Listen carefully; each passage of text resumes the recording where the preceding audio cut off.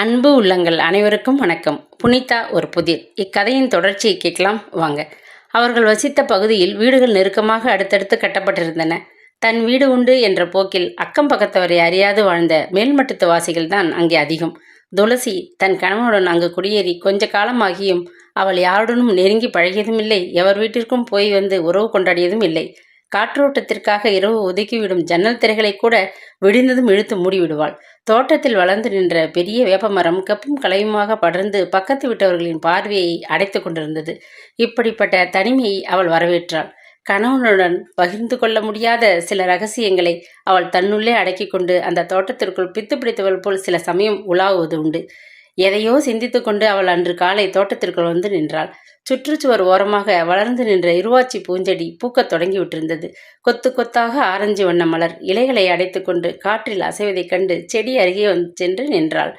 திடீரென்று அந்த நினைவு. அந்த வீட்டில் அவர்கள் குடியேறிய புதிதில் அப்பா சோமசுந்தரம்தான் அந்த செடியை தன் கையால் நட்டு தண்ணீர் ஊட்டிவிட்டு போயிருந்தார். எங்கு திரும்பினாலும் அப்பாவின் நினைவுதானா?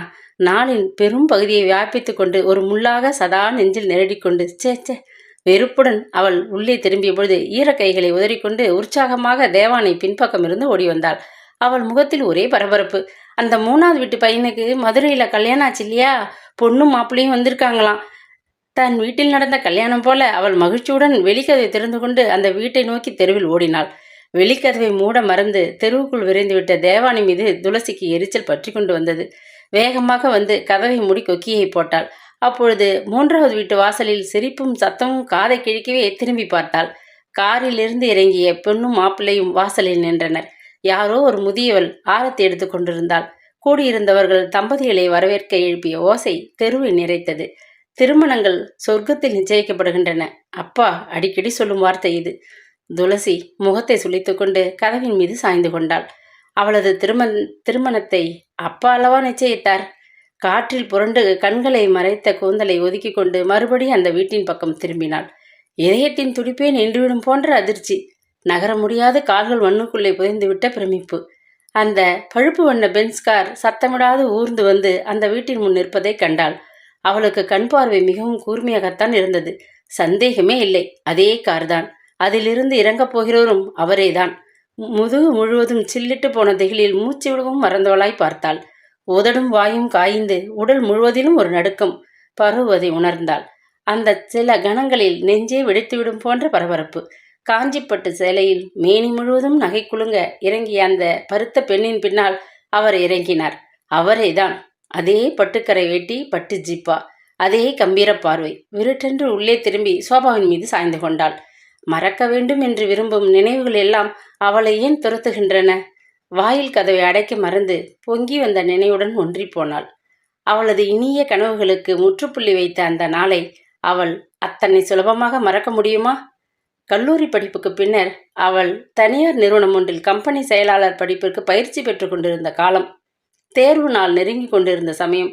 ஒரு நாள் மாலை வீடு திரும்பிய போது சோமசுந்தரம் கூடத்தில் தனக்காக காத்திருப்பதை கண்டாள்.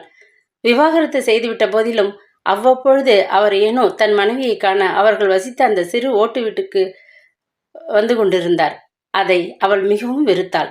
முகத்தை கழுவிக்கொண்டு சீக்கிரம் வேறு உடுத்தி கொண்டு தயாராயிரு, அழைச்சிட்டு போக கார் வரும். வியப்புடன் அவள் அவரை பார்த்தாள். என்ன ஏதுன்னு கேட்க வேண்டாம், நீயே சீக்கிரம் புரிஞ்சிப்ப.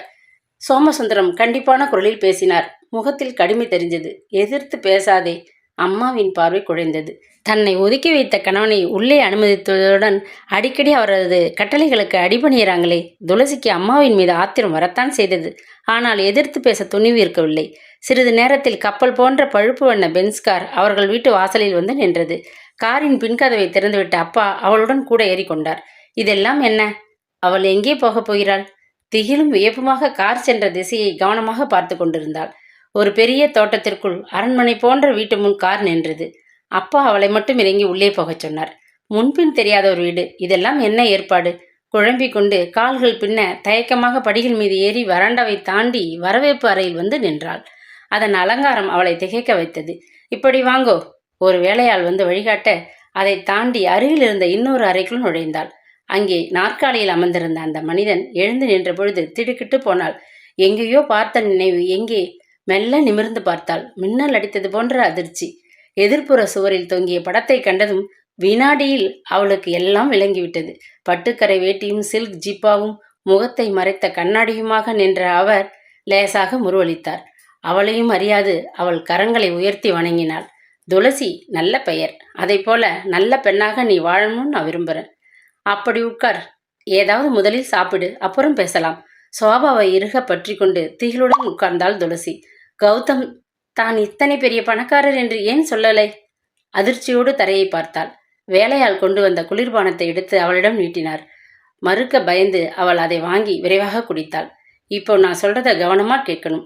நீ படிச்ச புத்திசாலி பெண். கௌதமுக்கு வேறு இடத்தில் கல்யாணத்துக்கு பெண் பார்த்தாச்சு. அதனால உன் மனதில் வந்திருந்த அந்த எண்ணத்தை நீ உதறி விட்டுட்டு உன் அப்பா பார்த்து ஏற்பாடு பண்றவன கல்யாணம் பண்ணிக்கிட்டு சுகமா வாழணும். இந்த கடித உரைக்குள்ள 50,000 ரூபாய்க்கு செக் இருக்கு. உனக்கு இது நான் கொடுக்கும் கல்யாண பரிசு. கண்களில் நீர் மாலையாக வழிய அவள் மெல்ல நிமிர்ந்தாள். அவளை பேச விடாது அவர் குறுக்கிட்டார். இந்த பணம் என் அன்புக்கு நீங்க கொடுக்கிற விலையான்னு சினிமா வசனம் பேசாதே. நான் எடுக்கிற முடிவை யாரும் மாற்ற முடியாது. இதை பத்தி உன் அப்பாவிடம் பேசிவிட்டேன். அவர் என் முடிவை ஒப்புக்கொண்டு விட்டார். வெட்டு 1 துண்டு 2 என்ற தோரணையில் கண்டிப்பான குரலில் பேசினார். வாட்ட சாட்டமான அவர் தோற்றமும் அதிகாரமான குரலும் அவளுக்கு அச்சத்தை கொடுத்தன. வாயுடன் நாக்கு ஒட்டி கொண்டது.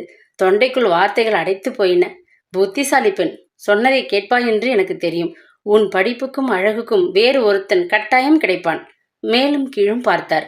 வெளியே செல்ல எழுந்து வெடுக்கென்று திரும்ப வேளை துளசி என்று கூப்பிட்டார். பணத்தை வச்சுட்டு போறியே, எடுத்துக்கோ. அத்தோட உனக்கு ஏதாவது உதவி தேவைன்னா இந்த எண்ணுக்கு தொலைபேசியில் என்னை கூப்பிடு. பார்வை சீட்டை அவளிடம் நீட்டினார். நன்றி, இந்த சீட்டு மட்டும் போதும். திரும்பி பார்க்காமல் வெளியே வந்தாள். உதட்டை கடித்து கொண்டு அழுகையை அடக்கி கொண்டவள் தன் வீட்டுக்கு திரும்பியதும் வேகமாக ஓடி அறைக்குள் இருந்த பலகை மீது குப்புற விழுந்து குலுங்கி அழுதாள். மெல்ல தன்னை அணைத்த தாயின் கரங்களை விலக்கி எறிந்தாள். என்னை தொடாதீங்க.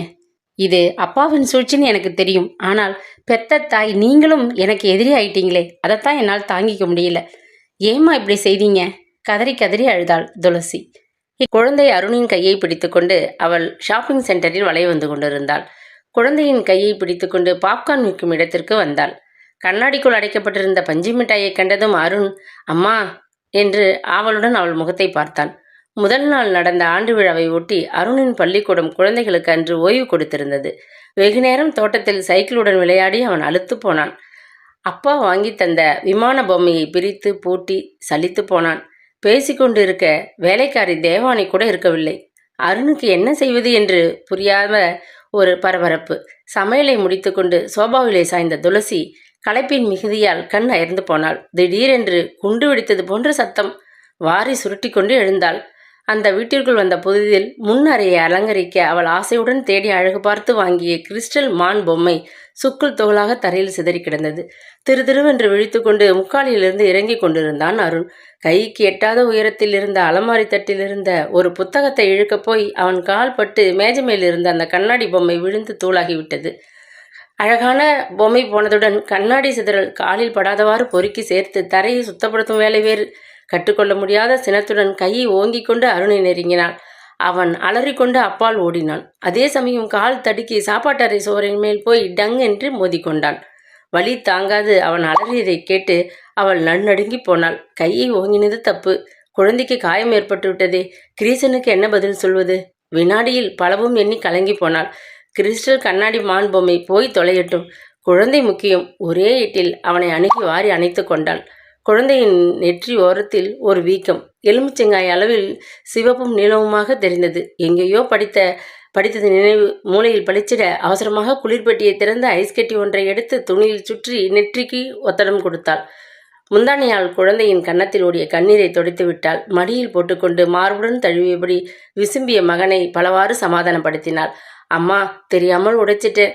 குழந்தை மறுபடியும் பயத்துடன் அவள் முகத்தை பார்த்து விசும்பினான். கிரிசனிடம் பயப்படாத குழந்தை அவளை கண்டு எப்படி அஞ்சுகிறான்? அன்போடு அரவணைக்க வேண்டிய தாய் அச்சப்படும்படி குழந்தையை வளர்க்கிறாளே, என்ன கொடுமை! தன்னையே சாடிக்கொண்ட அவளது தாய் உள்ளம் தடுமாறியது. குழந்தைக்கு ஏற்பட்டிருக்கும் அதிர்ச்சியை போக்க அவனை எங்கேயாவது கூட்டிச் சென்று வேடிக்கை காட்ட வேண்டியது தன் கடமை என்ற எண்ணத்துடன் அவள் கடைத்தெருவுக்கு புறப்பட்டாள். கிரீசன் தான் அருணை அதிகமாக தன்னுடன் வெளியே அழைத்துச் செல்வது வழக்கம். ஆனால் தாயின் கையை பிடித்து கொண்டு வெளியில் சுற்றி வர அருணுக்கு எத்தனை மகிழ்ச்சி! பஞ்சு மிட்டாய் ஒன்றை வாங்கி அவனிடம் கொடுத்தாள். ஆசையுடன் அதை சுவைத்து கொண்டு அம்மாவின் பின் நிழலாக தொடர்ந்தான். அருணுக்கு விளையாட ஒரு பந்து வாங்கினாள். பின்னர் புத்தக கடையில் அவன் பார்த்து மகிழ சில பொம்மை பட புத்தகங்கள் வாங்கினாள். அடுத்தபடியாக தன் வீட்டு உபயோகத்திற்கு பீங்கான் கோப்பைகள் சிலவற்றை வாங்கி முடித்துக்கொண்டு அலுப்புடன் திரும்பினாள். முன்பு போல் அவளுக்கு கடை தெருக்களில் நீண்ட நேரம் சுற்றி வர உடம்பில் தெம்பு இருக்கவில்லை. மனதில் உற்சாகமும் இல்லை. அம்மாவுக்கு பின் ஆனந்தமே அழிந்து போய்விட்டது போன்ற ஒரு மலைப்பு அவள் மனதை வியாபித்து கொண்டிருந்தது. பஞ்சு மிட்டாயை தின்று முடித்துவிட்டு பிசுபிசுத்த கையால் மெல்ல அவனை தொட்டாள் அருண். அவளுக்கும் தாகம் நாக்கை வாட்டிற்று. சுற்றி முற்றிலும் பார்த்தாள். அது சமயம் யாரோ பின்னால் வந்து தன் தோலை சொல்வது போல் திடுக்கிட்டு போனாள். அன்போடு விசாரித்தபடி அருகில் வந்து நின்றாள் அவள். தாயின் உயிர் தோழி அகல்யா. அம்மாவுடன் அதே பள்ளியில் வேலை பார்த்து ஓய்வு பெற்றவள் அகல்யா.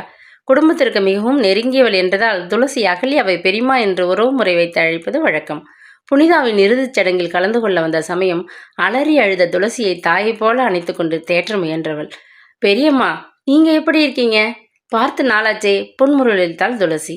போன மாதம் 2 வாரம் சிங்கப்பூருக்கு ஒரு சுற்றுலா பயணம் போயிருந்தேன். உங்க அம்மாவும் நானும் திட்டமிட்டு இருந்த பயணம் அவளுக்கு உடம்புக்கு வந்து முடிக்காது. பரிதாபமாக அவளை பார்த்தாள் அகல்யா. எங்க அம்மா திரும்ப முடியாத ஒரு பயணத்தை நாடி போயிட்டாங்களே. சொல்ல முடியாத துயரத்தில் குமைந்தாள் துளசி. கடத்தருவை சுற்றி வந்து கால் ஓய்ஞ்சு போச்சு. பசி வைத்த கிள்ளுது. ஏதாவது சாப்பிடலாம்னு இங்கே வந்த. உன்னை பார்த்தது நல்லதா போச்சு. தனியாக உட்காந்து சாப்பிட எனக்கு பிடிக்கல. வா என்னோட, ஏதாச்சும் சாப்பிடு. சொல்லிக்கொண்டே அகல்யா அங்கு இருந்த சிற்றுண்டி கடைக்குள் அவர்களை அழைத்து சென்றாள். மூலையில் ஒதுக்குப்புறமாக காலியாக இருந்த மேஜை அருகே சென்று அவர்கள் உட்கார்ந்தனர். அருணுக்கு பூரி மசாலாவும் ஐஸ்கிரீமும், தங்களுக்கு 2 தட்டு போலியும் சூடான காஃபியும் எடுத்து வர உத்தரவிட்டாள் அகல்யா. கரண்டியால் போலியை அள்ளி வாயில் திணித்து கொண்டே எதிரே இருந்த அகல்யாவை உற்று பார்த்தாள் துளசி. திடீரென்று மனதில் அந்த நினைப்பு. அம்மாவின் நெருங்கிய சிநேகிதாச்சே, இவங்க கிட்ட கேட்டால், பெரியம்மா, நீங்களும் அம்மாவும் ரொம்ப நெருங்கிய தோழிகள் இல்லையா? ஆமாம், ஒளிவு மறைவில்லாமல் மனமிட்டு பேசும் நல்ல சிநேகிதிகள். புனிதாவுக்கு என்னை பற்றி தெரியாதது ஒன்றும் இல்லை. எனக்கு தெரியாத ரகசியம் அவள் வாழ்க்கையில் இருந்ததில்லை. ஏன் கேட்குற? சுற்றுமுற்றும் பார்த்துவிட்டு தாழ்ந்த குரலில் துளசி கேட்டாள். அப்படின்னா ஒரு உண்மையை எனக்கு நீங்கள் சொல்லணும். எங்கள் அம்மாவை எதற்காக விவாகரத்தை செய்து ஒதுக்கி வச்சார்? கேட்டு முடிப்பதற்குள் அவள் நெஞ்சு பக் என்று அடித்து கொண்டது. என்ன சொல்லப் போகிறார்களோ என்ற எதிர்பார்ப்பில் மூச்சு அடைத்தது போன்ற பிரமிப்பு. புருவங்களை சுருக்கினாள் அகல்யா. வியப்புடன் துளசியை ஏற இறங்க பார்த்தாள். உங்க அம்மா என்கிட்ட அதை பற்றி சொன்னதில்லை. மரியாதையை உத்தேசித்து நானும் கிண்டி கிளறி அதை பற்றி கேட்கல. ஆனால் நானே உண்மையை ஒருவாறு ஊகிச்சு கொண்டு விட்டேன். அது என்ன என்றாவது சொல்ல முடியுமா? வெளியே வா, ஒரு பக்கமாக நின்று பேசுவோம். அகல்யா அவசரமாக பில்லுக்கு பணம் கட்டிவிட்டு எழுந்தாள். வெளியே ஒரு பக்கமாக கார் நிறுத்தப்பட்டிருந்த ஓரத்தில் வந்து நின்று கொண்டனர். படி ஒன்றின் மீது உட்கார்ந்து கொண்டு அருண் மகிழ்ச்சியுடன் பொம்மை பட புத்தகத்தை புரட்டி கொண்டிருந்தான். உங்க அப்பா ஒரு மாதிரியான மனிதர். கொடுமை செய்து அதில் ஆனந்தப்படும் குரூர புத்தி உடையவர். இப்படிப்பட்டவங்களை ஆங்கிலத்தில் சாடிஸ்ட் என்பார்கள். கேள்விப்பட்டிருப்பியே. எச்சிலை முழுங்கி கொண்டாள் துளசி. எங்க அப்பாவை நான் பூரணமாக அறிவேன். எனக்கு நினைவு தெரிந்தவரை என்னை கை தொட்டு ஒரு முறை கூட அவர் அடித்ததில்லையே. ஏனோ அகல்யாவுக்கு கோபம் பொத்து கொண்டு வந்தது. உனக்கு என்ன தெரியும்? நீ அப்போ பிறக்க கூட இல்லை. உங்க அம்மா உன்னை தன் வயிற்றில் 7 மாத கர்ப்பமாக சுமந்து கொண்டிருந்த சமயம் அடுத்த தெருவில் நாங்கள் வசித்து கொண்டிருந்தோம். ஒரு நாள் பகல் நல்ல வெயில். அவிழ்ந்த கூந்தல் முதுகில் பரவி பறக்க அலங்கோலமாக உங்க அம்மா என் வீட்டிற்குள் ஓடி வந்தாள். அவர் என்னை துரத்தி கொண்டு வரார். எங்கேயாவது நான் ஒளிஞ்சிக்கணும். கண்கலங்க வார்த்தைகள் தடுமாற துக்கத்தில் திணறினாள். அவள் முன்னங்கையில் கோடு போட்டது போன்ற ஒரு காயம். அதில் லேசாக ரத்தம் கசிந்து கொண்டிருந்ததைக் கண்டு நான் பயந்து விட்டேன். கோபத்தில் உன் கணவர் உன்னை அடித்தாரா? காயம் ஏற்படும்படி கர்ப்பிணியை ஒரு மனிதன் இப்படியே அடிப்பார்? நான் கத்திவிட்டேன். அவள் பதில் சொல்லாது குலுங்கி அழுதாள். அவளை சற்றென்று அடுத்த அறையில் கொண்டு மறைத்துவிட்டு அதிர்ச்சியோடு வெளியே வந்தேன். நான் எதிர்பார்த்தபடி உங்க அப்பா முகத்தில் வியர்வை வழிய முடி புரண்டு நெற்றியில் விழ மூச்சிறைக்க என் வீட்டிற்குள் வந்து நின்றார். இங்கே புனிதா வந்தாளா? அவர் கேள்வியில் துணித்த பரபரப்பு எனக்கு ஆத்திரத்தை உண்டாக்கியது. அவளை நான் பார்த்து 4-5 நாள் ஆகிறதே. என்ன விஷயம்? நிதானமாக கேட்டேன். மேலும் கீழும் பார்த்துவிட்டு மௌனமாக அவர் திரும்பிவிட்டார். அன்று முழுவதும் உன் அம்மா என்னோடு தான் என் வீட்டில் தங்கியிருந்தாள். இருட்டு முன் நான் தான் துணையாக கொண்டு போய் அவளை அவள் வீட்டில் விட்டுவிட்டு வந்தேன். அன்றையிலிருந்து உன் தந்தையிடம் நான் பேசுவதில்லை. என் வரைக்கும் அவர் மனிதர் அல்ல, மிருகம். டான் டான் என்று சம்மட்டியால் தலையில் அடித்தது போன்ற வேதனை துளசிக்கு. அகல்யாவின் ஊகத்தை அவள் மனம் ஏற்க மறுத்தது. இவங்களை கேட்டது ரொம்ப தப்பு என்று உள்ளூர வெட்கப்பட்டாள். சே, தெரிந்தவர்கள் அறிந்தவர்கள் என்று எல்லோரையும் கேட்டுக்கொண்டே போனால் முடிவில் மூளைதான் குழம்பி போகும். பிறகு வேறு எப்படித்தான் தெரிந்து கொள்வது? துயரமும் குழப்பமுமாக அவள் அகல்யாவிடம் விடைபெற்று கொண்டு கிளம்பினாள். சோமசுந்தரம் அப்பொழுது அந்த நிறுவனத்தில் வியாபார பகுதியின் முக்கிய கண்காணிப்பாளராக இருந்தார். நல்ல சம்பளம். அந்த சமயம்தான் அவர் அந்த பெரிய வீட்டை விலைக்கு வாங்கி சீர்திருத்தி கொண்டிருந்தார். ஆனால் அவளும் அவள் தாயும் ஒரு நாள் கூட அந்த வீட்டில் தங்கி வாழவில்லை. அதற்குள் அந்த பெரிய பிளவு ஏற்பட்டு விட்டது. ஒரு நாள் பள்ளிக்கூடத்திலிருந்து துளசி திரும்பிய போது அம்மா ஒரு திடுக்கிடும் தகவலை சொன்னாள். சிந்தாதிரிப்பேட்டை பக்கம் ஒரு இடம் பார்த்திருக்கிறேன். அங்கே நாளைக்கு குடிபோக போகிறோம். உன் பள்ளிக்கூடத்தையும் கிட்டக்க மாற்றிக்க ஏற்பாடு செய்யணும். அந்த பெரிய வீட்டுக்கு எப்பம்மா போக போகிறோம்? அவளுடன் துளசி கேட்டபொழுது அம்மா புனிதா குலுங்கி அழுதாள். அங்கே நாம் இருவரும் போக போகிறதில்லை. நாளையிலிருந்து அப்பா நம்மோடு இருக்க மாட்டார். அப்பொழுது துளசி 10 வயது பள்ளி சிறுமி. துன்பம் நெஞ்சை அடைத்தது. ஏன் அப்பா இருக்க மாட்டார்? அழுது கொண்டே அவள் கேட்ட கேள்விக்கு அம்மா விடை கொடுக்கவில்லை. கொஞ்ச காலம் பிரிந்து தனியே வசித்த பின்னர் அப்பா சட்டப்படி அம்மாவிடமிருந்து விடுதலை பெற்றுக்கொண்டார். ஆனாலும் தீபாவளி பொங்கல் பண்டிகைகளுக்கு துளசிக்கு புது துணிகள் வாங்கி கொண்டு வருவார். பள்ளிக்கூட சம்பளத்தை கட்டினார். புத்தகங்கள் வாங்கி கொடுப்பார். எப்பொழுதாவது ஒரு சமயம் தான் வசித்த அந்த பெரிய வீட்டிற்கு அவளை அழைத்துச் சென்று தன்னுடன் சாப்பிடச் சொல்லி உபசரித்து பின்னர் திரும்ப தாயிடம் கொண்டு விடுவார். வளர்ந்து பெரிய பெண்ணாக்கி கொண்டு வந்த பொழுது அவள் மனதில் அப்பாவின் மீது அடிநாளில் ஏற்பட்டிருந்த பாசம் மங்கி அதற்கு பதில் வெறுப்பு மண்டி கொண்டு விட்டது. கல்லூரியில் தோழிகள் கேட்டபொழுது கூசி போனாள். அப்பா எங்களுடன் இல்லை. ஆமாம், என் அம்மாவை விவாகரத்து செய்து விட்டார் என்று இந்த உண்மையை அவள் எல்லோரிடமும் சொல்லிக்கொள்ள முடியுமா? விவரிக்க இயலாத ஒரு குற்ற உணர்வில் அவள் அந்த காலத்தில் பட்ட வேதனைகள் கொஞ்சமா? தொடக்கத்தில் அப்பாதான் அவர்களது குடும்ப செலவிற்கு பண உதவி செய்தார். அந்த ஜீவனாம்ச பணத்தில் புனிதா நீண்ட காலம் வாழவில்லை. ஆசிரியர் பயிற்சிக்கு தேர்ந்து தனியார் பள்ளி ஒன்றில் வேலை தேடிக்கொண்டதும் அவர் கொடுத்த செலவு பணத்தை வாங்க மறுத்துவிட்டாள். ஆனாலும் முரண்டு பிடிவாதக்காரர் சோமசுந்தரம் துளசியின் படிப்புச் செலவு முழுவதும் தன்னுடையது, கல்யாணச் செலவும் தன்னை சேர்ந்தது என்று ஏற்றுக்கொண்டு விட்டார். அவ்வப்பொழுது அவர்களை பார்க்க வந்து போய்க் கொண்டிருந்தார். அம்மாவால் அதை ஒரேடியாக நிறுத்த முடியவில்லை. இள வயதில் துளசிக்கு இப்படி ஒரு விசித்திரமான வாழ்க்கை. புனிதா கடும் உழைப்பாளி. நாளின் பெரும் பகுதியை பள்ளிக்கூடத்தில் ஆசிரியர் பணியில் கழித்துவிட்டு களைப்போடு வீடு திரும்பினாலும் வேலைக்கு அஞ்ச மாட்டாள். யார் உதவியும் இன்றி தன் வீட்டை ஒழுங்காக நிர்வகித்து கொண்டிருந்தாள். அம்மா சமையலிலும் மிக்க திறமசாலி. தன் கையால் மகளுக்கு முதலில் பரிமாறிவிட்டு பிறகு தன்னை பற்றி சாம்பாரை நாக்கில் தடவிக்கொண்டு மகள் சுவைத்து நாவை சப்பு கொட்டினாள். நல்லா இருக்கா? மகிழ்ச்சியோடு கேட்ட அம்மாவை நிமிர்ந்து பார்த்தாள் துளசி. வெள்ளி கம்பிகளாக சில அரைமுடிகள் தாயின் கூந்தலில் லேசாக தெரிவதை கண்டாள். அம்மா விரைவில் முதுமையை எட்டி கொண்டிருக்கிறாள். தன் ஒருத்தியின் உயர்வுக்காக உழைத்து ஓடாகி கொண்டிருக்கிறாள். துயரம் அவள் நெஞ்சை இறுக்கியது. உடனடியாக அப்பாவின் நினைவு மனதை உறுத்தவே அடக்கி வைத்திருந்த அந்த கேள்வியை துளசி கேட்டுவிட்டாள். ஆனால் வாயை திறக்கும் முன் நெஞ்சு வெடித்துவிடும் போல அச்சத்தில் துடித்து போனாள். அம்மா, எனக்கு போன வாரத்தோட 18 வயசு முடிஞ்சிருச்சு. ஏன் இந்த பீடிகை என்பது போல புனிதா மகளை உற்று பார்த்தாள். இப்போ நான் மேஜர். சட்டப்படி எந்த காரியமும் ஏன் திருமணமும் கூட நானே செஞ்சுக்கிற வயசாச்சு. அதனால கேட்கிறேன், அப்பா உங்களை ஏன் விவாகரத்து செய்தார்? அதிர்ந்து போய்விட்டாள் புனிதா. முகம் வெளியேறென்றாகியது. வறட்சியாக சிரித்தாள். அது எங்கள் இருவரை பற்றின சங்கதி. உனக்கு தெரிய வேண்டிய அவசியம் இல்லை. அதேப்படி? நான் உங்கள் மகளாச்சே, எனக்கு தெரிஞ்சிருக்க வேண்டியது அவசியமாச்சே. துளசி! அம்மாவின் குரலில் என்றுமே இல்லாத கடுமை தெரிந்தது. நான் வாழ்க்கையில ரொம்ப சிரமப்பட்டவ. அதெல்லாம் என்னோடையே போகட்டும்னு நம்புறவ. அதனால இதை பற்றி மறுபடியும் தோண்டி துருவி கேட்காதே. கண்களில் பனித்த நீரை சமாளித்து கொண்டு உணவை விழுங்க முயன்றாள் துளசி. வெங்காய சாம்பார் கசந்து வழிந்தது. அம்மாவின் உத்தரவுப்படியே அவள் அதை பற்றி மறுபடியும் சட்டென்று கேட்டுவிடவில்லை. காலம் விரைந்தது. கல்லூரி படிப்பு முடியும் தருவாயில் ஒரு விடுமுறை நாளின் பொழுதுதான் ஒரு நாள் மாலை அவள் கௌதமி புத்தக காட்சி கடை அருகே முதலாக சந்தித்தாள். அதற்கு பின் அவளது சிந்தனை முழுவதையுமே கௌதம் கவர்ந்து கொண்டு விட்டான். அப்பா மீது ஏற்பட்டிருந்த வெறுப்பு, அந்த உண்மையை தெரிந்து கொள்ள வேண்டும் என்ற தவிப்பு எல்லாமே 2ஆம் இடத்திற்கு தள்ளப்பட்டு விட்டன. அந்த புத்தக காட்சிக்கு கல்லூரி தோழி ஒருத்தியுடன் வந்திருந்தாள். கடைகளை பார்த்து கொண்டே வெகுநேரம் இருவரும் சுற்றி வந்து களைத்து போயினர். ஒரு கடை அருகே வந்ததும் தோழி அவளை தனியே விட்டுவிட்டு சற்று தூரத்தில் நின்று கொண்டிருந்த தன் உறவுக்கார பெண் ஒருத்தியை பார்த்து பேச ஓடிவிட்டாள். விரிவாக அடுக்கி வைத்திருந்த புத்தக வரிசைகள் மீது அசட்டையாக கண்களை ஓட்டியபடி நின்றாள் துளசி. அவளுக்கு பிடித்த ஓமர் கயாமின் கவிதை கொத்துக்கள் அடங்கிய புத்தகம் ஒன்று பார்வையில் பட்டதும் மகிழ்ச்சி பிடிபடவில்லை. அதற்காக அவள் எத்தனை கடைகளில் ஏறி இறங்கி கிடைக்காது ஏமாற்றமடைந்திருக்கிறாள்.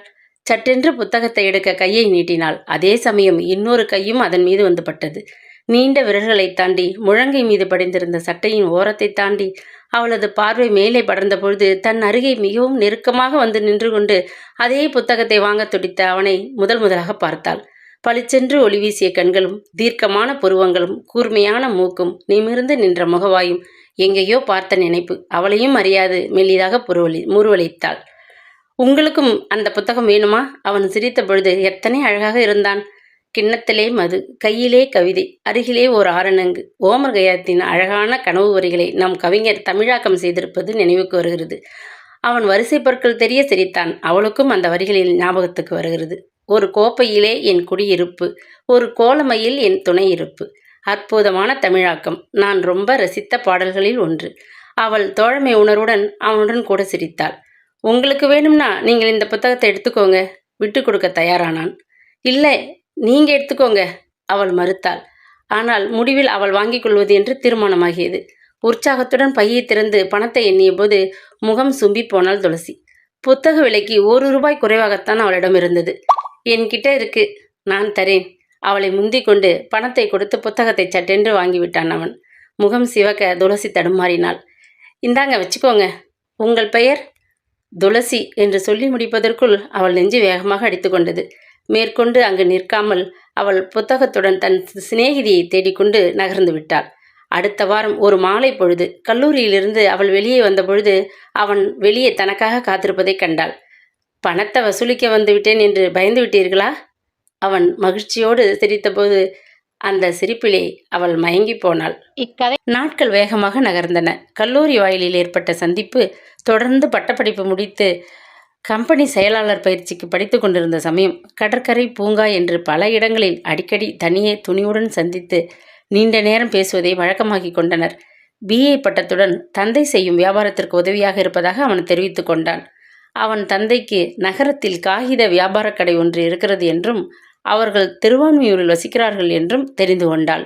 அதற்கு மேல் அவன் தன்னை பற்றிய விவரங்களை அதிகம் சொல்லவில்லை. அவளும் கேட்க அஞ்சி மௌனமாக இருந்து விட்டாள். தன்னை பற்றிய முழு விவரமும் அவன் அறிந்தாள். அவள் தாய் விவாகரத்து செய்யப்பட்டு ஒதுக்கப்பட்டவள் என்பதை உணர்ந்து கொண்டாள். அவன் மனம் கசந்து போய்விடுமோ என்ற அச்சம் அவளுக்கு. பின்னர் தேவைப்படும் பொழுது மெல்ல சொல்லிக்கொள்ளலாம் என்று தனக்குள் சமாதானம் செய்து கொண்டாள். கூடியவரை யார் கண்களிலும் படாத ஒதுக்குப்புறங்களில் சந்தித்து பழகினார்கள்.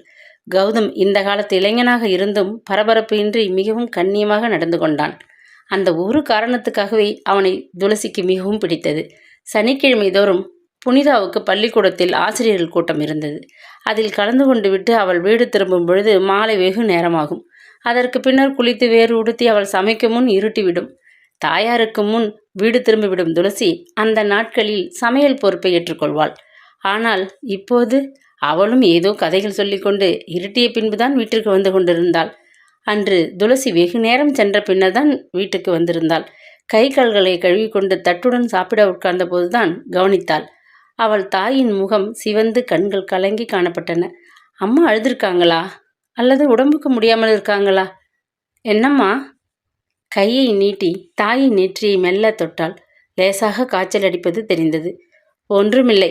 புனிதா முனகி கொண்டே வழக்கம் போல மகளுக்கு உணவை பரிமாறினாள். அம்மாவுக்கு உதவி செய்யாது கௌதமுடன் மகிழ்ச்சியாக பேசிக்கொண்டிருந்ததை எண்ணி குற்ற உணர்வுடன் அவள் வேகமாக சாப்பிட்டு முடித்தாள்.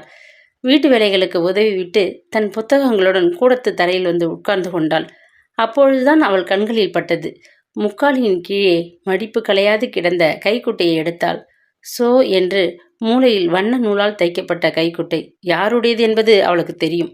அம்மாதான் ஒரு முறை தீபாவளிக்கு தன் கையாலே சில கைக்குட்டைகளுக்கு அப்பாவின் பெயரில் முதல் எழுத்தை வண்ண நூலால் எம்ப்ராய்டரி செய்து பரிசு கொடுத்திருந்தாள். அப்பொழுது துளசி அதை பற்றி அம்மாவிடம் கோபமாக வாதாடியது உண்டு. வேண்டாம் என்று ஒதுக்கிவிட்ட கணவருக்கு பரிசு ஒரு கேடா என்று துணிவுடன் கேட்டுவிட்டாள். இது என் விஷயம், நீ தலையிட தேவையில்லை, புனிதா கண்டிப்பாக சொன்னாள். அன்று மாலை அப்பா அங்கே வந்து விட்டு போயிருக்கிறார். ஏன்? கைக்குட்டையை தவறவிட்டதை அவரோ அம்மாவோ கவனிக்கவில்லை. வேலைகளை முடித்துக்கொண்டு புனிதாவும் கூடத்திற்கு வந்தாள். மகள் அருகில் உட்கார்ந்து கொண்டு மெல்ல தொண்டையை செருமினாள். உன்னை கேட்பேன், ஒலிக்காமல் சொல்லணும். துளசிக்கு தூக்கி வாரி போட்டது. நெஞ்சு தீவிரமாக அடித்து கொண்டது. குழப்பத்துடன் விழித்து பார்த்தாள். ரொம்ப நேரமாக கேட்கணும்னு மனம் சங்கடப்பட்டு கொண்டு இருக்கு. சாப்பிடும் பொழுது வேணாம்னு பொறுமையாக இருந்தேன். துளசி, நீ செய்கிறது நல்லா இருக்கான்னு யோசித்துப்பார். என்னம்மா சொல்றீங்க? யார் அவன்? தினமும் பூங்காவிலும் கடற்கரையிலும் திருட்டுத்தனமா சந்திக்கிறியே, அவன் யார்? உங்கள் சிநேகிதம் எத்தனை தூரம் முன்னேறி இருக்கு? தாயார் கடும் குரலில் அதட்டினாள். அம்மா! துளசி கூவினாள். அதே சமயம் அவள் நெஞ்சில் நெருப்பு கொட்டியது போன்ற உணர்வில் துடித்து போனாள். இது அப்பாவின் வேலை. வேவு பார்த்து அம்மாவிடம் மூட்டிவிட்டு இருக்கிறார். இவருக்கு இனி அவர்களை பற்றி கவலை ஏன்? கோபத்துடன் உதட்டை கடித்து கொண்டாள். கௌதம் என்கிற வாலிபரை நான் விரும்புகிறேன், மெல்லச் சொன்னாள் துளசி. யார் அவன்? குலம் கோத்திரம் தெரியுமா உனக்கு? அம்மா என்றும் இல்லாத சீற்றத்துடன் அவளை உறுத்து பார்த்தாள். ஓரளவுக்கு தெரியும். பாதி கிணறு தாண்டினேன் என்பது போல ஓரளவுக்கு தெரியும்னா என்ன அர்த்தம்? நகரத்திலே காகித வியாபாரம் செய்து கொண்டிருக்கும் சுகவனம் என்பவரின் ஒரே மகன் அவர். அவர் தந்தையுடன் வியாபாரத்தில் உதவியாக இருக்கிறார். கௌரவமான குடும்பம். இதற்கு மேலே நான் ரொம்ப கேட்டுக்கல. என்னை பற்றி சொல்லிக்கிறதுக்கு பெருமையாக என்ன இருக்குன்னு பேசாமல் இருந்துட்டேன்.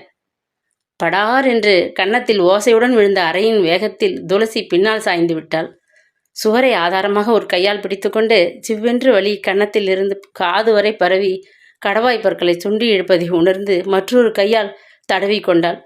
அம்மாவுக்கு இப்படி ஒரு ஆத்திரம் ஏன்? நீ படித்து கிழிச்சது போதும். இந்த பரீட்சையை முடிச்சுட்டு வீட்டிலே இருந்துடு. காலாகாலத்தில் உன்னை ஒரு இடத்துல கட்டி கொடுத்துட்டா என் பொறுப்பு திருந்துடும். காதல்னு சொல்லிக்கொண்டு கண்டவனோடு நீ ஊர் சுற்றி கொண்டு எனக்கு இருக்கிற கொஞ்ச நஞ்ச மரியாதையும் குழி வெட்டி புதைக்க கிளம்பி விட்டுருக்கியே. பாவி மகளே! துயரம் தாளாது விம்மி அழுத துளசி தாயை பரிதாபமாக பார்த்தாள். ஒருவரை மனதார விரும்புறது தப்பா அம்மா? கௌதமி நீங்கள் நேரே பார்த்த பிறகு பேச முடியாது திக்கினாள். தேவையில்லை, இத்தோட இந்த பேச்சை விட்டுட்டு எடுத்துக்கொண்டிருக்கிற பாடங்களை ஒழுங்காக படித்து தேர்வுன வெற்றிக்கான முயற்சி செய். அதுக்கு பிறகு நீ வேலைக்கு கூட போக தேவையில்லை. அம்மா! தேம்பினாள் துளசி. துளசி கடுமையான முகத்துடன் எழுந்து உள்ளே சென்று விட்டாள். அதற்கு பின்னர் அம்மா மீது வெறுப்பா வேதனையா என்று விளங்காத ஒரு உணர்வில் ஒதுக்கியபடி வீட்டுக்குள் வளைய வந்து கொண்டிருந்தாள் துளசி. தேர்வுக்கு நெருங்கி கொண்டிருந்த சமயம் ஒரு நாள் வீட்டிற்குள் வந்தபொழுது சோமசுந்தரம் அவளுக்காக அங்கே காத்திருந்தார். கார் வந்து அழைத்துச் சென்றது. கௌதமியின் தந்தை சுகவனத்தை சந்தித்தாள். அவளது காதல் முறியடிக்கப்பட்டது. அதற்கு பின் கௌதமிடமிருந்து அவளுக்கு கடிதம் வந்தது. அவள் பதில் போட்டாள். சில நாளில் கௌதமை அவன் தந்தை அவசரமாக MBA படிக்க அமெரிக்காவுக்கு அனுப்பிவிட்டார். 2 ஆண்டு சென்றது. ஒரு நாள் காலை பத்திரிகையில் பார்த்தாள். கௌதமுக்கும் பிரபல தொழிலதிபர் மகள் தேவகுமாரிக்கும் திருமணம் விமரிசையாக நடந்ததாக புகைப்படத்துடன் செய்தி வெளியாகியிருந்தது. அவள் யாரை நோக முடியும்? அவளது காதலை சுட்டு சாம்பலாக்கிய அம்மாவையா? உளவு பார்த்து வந்த அம்மாவிடம் சொல்லி அதற்கு முற்றுப்புள்ளி வைக்கச் செய்த அப்பா சோமசுந்தரத்தையா? தன் அந்தஸ்தை உபயோகித்து அவர்களது காதலை துண்டித்துவிட்ட சுகவனத்தையா? திடச்சித்தமின்றி கோழையாகி காதலியை உதறிவிட்ட கௌதமியா? திடீரென்று அந்த நினைப்பின் வேதனையை தாளாது துளசி விக்கி விக்கி அழுதாள். இத்தனைக்கும் காரணமான அம்மா அப்பா அவர்கள் வாழ்வில் இருந்த புதிர். அந்த புதிருக்கு காரணம் நாளை ஞாயிற்றுக்கிழமை மாலை அவர்கள் கடற்கரைக்கு காரில் வந்திருந்தனர். எதிர்பட்ட பூக்காரியிடம் 2 முழம் மல்லிகையை வாங்கி அவளிடம் கொடுத்துவிட்டு மகனுடன் விளையாட புறப்பட்டு விட்டான் கிரீசன். அருணுக்கு இணையாக அவனும் ஒரு குழந்தையாகி கடல் நீர் முழங்கால் வரை வேட்டியை நனைக்க விளையாடி கொண்டிருந்தான். ஒவ்வொரு முறையும் சுருண்டு வந்து கால்களை அலைகள் தீண்டிய பொழுது மகிழ்ச்சியில் ஆர்ப்பரித்தான் அருண். அருகில் நின்ற தந்தையை பிடித்து கொண்டு கூச்சலிட்டு கூத்தாடியதை அவள் பார்த்தபடி மணல் மீது சற்று தொலைவில் உட்கார்ந்திருந்தாள். தந்தைக்கும் மகனுக்கும் இடையே அப்படி ஒரு நெருக்கமான பாசம், பிடிப்பு. போகட்டும், அவர்கள் இருவருமாவது ஒருவரை ஒருவர் புரிந்து கொண்டு மகிழ்ச்சியாக வாழட்டும். அவளை புரிந்து கொள்ளாது குழப்பத்தில் கிரீசன் திண்டாடுகிறானே என்று பெருமூச்சு விட்டபடி மடி மீது கிடந்த மலர்ச்சரத்தை எடுத்து மடித்து கூந்தலில் வைத்து கொண்டாள் துளசி. கிரீசன் அவளுக்கு ஒரு குறை கூட வைக்கவில்லை. அவளுக்கு பிடித்த பூவிலிருந்து புடவை வரை சலிக்காது அன்போடு வாங்கி தந்தான். சில கணவர்களைப் போல கை செலவுக்கு பணமா? போன வாரம் தானே கொடுத்தேன், அதற்குள் இருந்துச்சா என்று கணக்கு கேட்டதில்லை. அவள் கேட்ட பொழுதெல்லாம் அன்போடு எடுத்து கொடுத்தான். ஏன் எதற்கு என்று குறுக்கு கேள்வியே எழுந்ததில்லை. அந்த ஒரு பண்பை புரிந்து கொண்டு அவளும் அனாவசியமாக செலவுகளை இழுத்து விடாது கட்டும் செட்டுமாக வாழ்க்கையை நடத்துகிறாள். திருமணமான புதிதில் இருந்த மனநிலைக்கும் இப்பொழுது உள்ளதற்கும் பெரிய மாற்றம் என்றுதான் சொல்ல வேண்டும். கிரீசனை அவள் உளமாற நேசித்து பண்புள்ள மனைவியாக வாழ ஆசைப்பட்டாள். ஆனால் அவள் மனதில் அடைந்து கிடந்த அந்த கடந்த கால நிகழ்ச்சி அந்த அன்பிற்கு களங்கமாக கப்பிக்கொண்டு இருந்தது. பேட்டி யாரோ சன்னமான குரலில் கூப்பிட்டதும் திடுக்கிட்டு திரும்பி பார்த்தாள். அவளை மகளே என்று அழைத்தது யார்? வயதான அந்த வடநாட்டு பெண்ணை எங்கேயோ பார்த்த நினைவு. தலைமீது இருந்து நழுவிய சேலையை இழுத்து முக்காடிட்டு கொண்டு அந்த பெண்மணி மெல்ல சிரித்தாள். பேட்டி, ஞாபகம் இல்லையா? நான் தான் உன் கல்யாணத்தின் பொழுது கையில் மருதாணி போட்டு விட்டேனே, கொச்சை தமிழில் சொன்னாள். அவளுக்கு சட்டென்று நினைவுக்கு வந்தது. அவளது திருமணத்திற்கு முதல் நாள் படையாக திரண்டு வந்துவிட்ட கல்லூரி தோழிகள் வற்புறுத்தினார்கள். இப்போதெல்லாம் திருமணத்தின் பொழுது கல்யாண பெண் கைக்கு மருதாணி கோலம் போட்டு அழகு செய்வது ஒரு நாகரிகம். நீ மறுக்கக்கூடாது. எங்கள் செலவில் ஏற்பாடு செய்திருக்கிறோம், அன்போடு அதட்டினார்கள். மனம் முழுவதும் சம்மதிக்காத நிலையில் மறுநாள் மணமேடையில் தாலி கட்டிக்கொள்ள கழுத்தை நீட்டப் போகிறாள். தோழிகளுக்காக இப்பொழுது மருதாணி நீட்டுக்கொள்ள கைகளை நீட்டினால் என்ன? அசட்டையாக ஒப்புக்கொண்டாள். அந்த கலையில் தேர்ந்த அந்த வடநாட்டு பெண் எத்தனை ஒரு கவனமாக 2 உள்ளங்கைகளிலும் புறங்கைகளின் மீதும் மருதாணி பொடியை குழைத்து கோலம் மறைந்து விட்டு போயிருந்தாள். இரவு கைகளை கழுவி சுத்தப்படுத்தி கொண்ட பொழுது கோதுமை நிற கைகள் மீது சிவப்பு கோடும் புள்ளிகளுமாக கோலம் எத்தனை அழகாக இருந்தது. தேனிலவுக்கு அவர்கள் மைசூருக்கு போயிருந்தார்கள். வண்ண விளக்குகள் ஒளியிடும் நேரத்தை நோக்கி அவர்கள் ஒரு இருக்கையில் அமர்ந்து காத்திருந்தனர். அவள் கரங்களை கிரீசன் ஆவலுடன் பற்றினான். எத்தனை அழகா இருக்கு தெரியுமா? தங்க தட்டு மேலே குங்குமம் பொட்டு வச்சு கோடு போட்டது போல எத்தனை அழகான கோலம். உன் அழகுக்கு ஏற்ற அலங்காரம். மகிழ்ச்சியோடு புகழ்ந்த வண்ணம் அந்த கைகளை தன் கையோடு பொத்தி கொண்டான். கைகளில் அழகான கோலம், ஆனால் மனதில் எத்தனை அலங்கோலம். சொல்ல முடியாது. அவள் குமைந்தாள். கொஞ்ச நேரத்தில் குப்பென்று வண்ண விளக்குகள் பளிச்சிட சொர்க்கம் போன்ற அழகாக தெரிந்த அந்த தோட்டத்தில் அவன் அவள் கைகளை பற்றிய பிடியை தளர்த்திவிட்டு பேசினான். நமக்குள் எந்தவிதமான ரகசியமும் இருக்கக்கூடாது என்பது என் கருத்து. அப்பத்தான் ஒருவரை ஒருவர் பூரணமாக புரிந்து கொள்வோம் என்றவன் தொடர்ந்தான். துளசி, உன்னை பார்த்துவிட்டு கல்யாணத்துக்கு ஒப்புதல் கொடுக்கும் முன் நான் வேறு பெண்ணை விரும்பியது உண்டு. தூக்கி வாரி போட்டது அவளுக்கு. நெஞ்சு படபடக்க அவனை நிமிர்ந்து பார்த்தாள். ஆமாம், அவள் நான் வேலை பார்த்த அதே அலுவலகத்தில் ஒரு கணக்கராக வேலை செய்து கொண்டிருந்தாள். மாலதி என்று பெயர். மாலதியை நான் ரொம்ப விரும்பினேன். அவளும் என்னை விரும்பினாள். ஆனால் கொஞ்ச காலத்திற்கு பின் அவள் தந்தைக்கு கல்கத்தாவுக்கு வேலை மாற்றலாகிவிட்டது. குடும்பம் அங்கே போக நேர்ந்ததால் எங்களுக்குள் பிரிவு ஏற்பட்டது. 2 ஆண்டுக்கு பின் அவளுக்கு வேறு இடத்தில் கல்யாணம் செய்ய முடிவாகிவிட்டதை அறிந்து அதிர்ந்து போனேன். கொஞ்ச நாள் மனதிற்கு பெரும் வேதனையாக இருந்தது. வேலையில் மும்முரமாக இறங்கினேன். வேலை உயர்வு கிடைத்தது. காலம் துணை செய்தது. அந்த கசப்பை எப்படியோ சமாளித்து கொண்டு விட்டேன். இப்போ என் மனதில் உன்னை தவிர வேறு யாருக்குமே இடம் கிடையாது. ஒளிவு மறைவின்றி தன்னை பற்றி அவன் விவரமாக சொல்லி கொண்டான். ஆனால் அவள், ஆண்களைப் போல பெண்கள் அத்தனை துணிவாக வெளிப்படையாக தங்கள் கடந்த கால நிகழ்ச்சிகளை பற்றி பேசிக்கொண்டு விட முடியுமா? கிரீசன் அவளை பற்றி தப்பாக நினைத்து கொண்டாள். வீடு, தாயார், கல்லூரி என்ற வட்டத்திற்குள் வளர்க்கப்பட்டவள் என்பதை தவிர சொல்வதற்கு ஏதும் இல்லை. வறட்சியாக சிரித்தாள் துளசி. பேட்டி, உனக்கு குழந்தைகள் எத்தனை? நீ நல்லா இருக்கியம்மா? அந்த வடநாட்டுக்காரியின் குரல் சிந்தனையை கலைத்தது. ஒரே ஒரு மகன், அதோ என்று கரையோரம் விளையாடி கொண்டிருந்த மகனை பெருமையோடு காட்டினாள். இப்போதெல்லாம் நான் மருதாணி கோலம் போடுவதை விட்டுட்டேன். கண் பார்வை கொஞ்சம் மந்தமாகிவிட்டது. மகன்கிட்ட இருக்க ஏதோ வயிற்று பசி இல்லாமல் சோறு கிடைக்கிறது. அப்பொழுதுதான் பார்த்தாள் துளசி. அந்த பெண் உடுத்தியிருந்த சேலை கந்தலாக இருந்தது. பிறர் மகிழ கைகள் மீது மருதாணி கோலம் போட்ட அவள் மேனியில் வறுமையின் கோலம். மனம் கரைந்து போனாள். அவள் திரும்பி பார்க்கும் முன் கிரீசனும் அவள் மகனும் அருகில் வந்து விட்டனர். ஏங்க, இவங்க தான் கல்யாணத்தின் பொழுது என் கைகளுக்கு மருதாணி கோலம் போட்டு உதவினவங்க. துளசி அறிமுகப்படுத்தினாள். அப்படியா? கிரீசன் கண்கள் அந்த இன்ப நாளின் நினைப்பில் பளபளத்தன. இவங்க இப்போ இந்த வேலை செய்யாது விட்டுட்டாங்க. கொஞ்சம் சிரம நிலையில இருக்காங்க. அவள் சொல்லி முடிக்கும் முன் கிரீசன் தன் சட்டை பைக்குள்ளிருந்து பர்ஸை எடுத்து 10 ரூபாய் தாளை எடுத்து நீட்டினான். துளசி, உன் கையால் அவங்க கிட்ட கொடு. அந்த நாளை ரொம்ப ரொம்ப நினைச்சு நான் ஆனந்தப்படுறேன்னு சொல்லு. மகிழ்ச்சியோடு சிரித்தாள். அந்த நினைவில் அவன் உண்மையில் ஆனந்தப்பட்டான். துளசி மெல்ல சிரித்தாள். அதில் உயிர் இருக்கவில்லை. இத்தனை காலமாக அவனிடம் சொல்லாது ஒளித்து வைத்த அந்த ரகசியம் பாறாங்களாக கனத்து மனம் வலிப்பதை உணர்ந்தாள். இன்னும் எத்தனை காலம் அவள் அதை மனதிற்குள் பூட்டி வைத்திருக்க முடியும்? தாயின் மறைவுக்கு பின் அந்த துயரத்தை நினைவுறுத்தும் சூழ்நிலையில் வளைய வந்து கொண்டிருப்பதால் ஒரு சமயம் துளசி அப்படி சதா சோகமாக தென்படுகிறாளோ? அவளுக்கு கட்டாயம் சில நாட்களுக்காவது இடமாற்றம் தேவை என்று கிரீசன் தீர்மானித்தான். அவனது ஒன்றுவிட்ட அண்ணன் தன்னுடன் வந்து சேலத்தில் தங்கும்படி பல முறை அழைப்பிவிட்டிருந்தார். குழந்தை அருணின் 10 நாள் பள்ளிக்கூட விடுமுறையை இந்த தடவை அங்கே கழிப்பது என்று கிளம்பிவிட்டான் கிரீசன். அண்ணன் சுந்தருக்கு சேலம் நகரில் ஒரு மின்விசை பொருள் விற்பனை கடை இருந்தது. நல்ல வியாபாரம், வசதியான வாழ்க்கை. தமது 2 பெண்களையும் கல்யாணம் செய்து புககம் அனுப்பிய பின்னர் மனைவியும் அவரும் அத்தனை பெரிய வீட்டில் தனியே தான் வசித்து கொண்டிருந்தனர். அவர்கள் பேச்சுக்கு துணைக்கு மனிதரின் அருகாமை தேவைப்பட்டது. கோவை எக்ஸ்பிரஸில் புறப்பட்டு வந்த கிரீசன் குடும்பத்தை வரவேற்க அவர் உற்சாகத்துடன் காருடன் ரயில் நிலையத்தில் காத்திருந்தார். சுந்தரின் மனைவி சிவகாமியும் துளசியை தன் மகள் போல் அன்புடன் வரவேற்று உபசரித்தாள். புதிய சூழ்நிலையில் புதிய உறவினர்களின் கண்காணிப்பில் நாட்கள் வேகமாக விரைந்தன.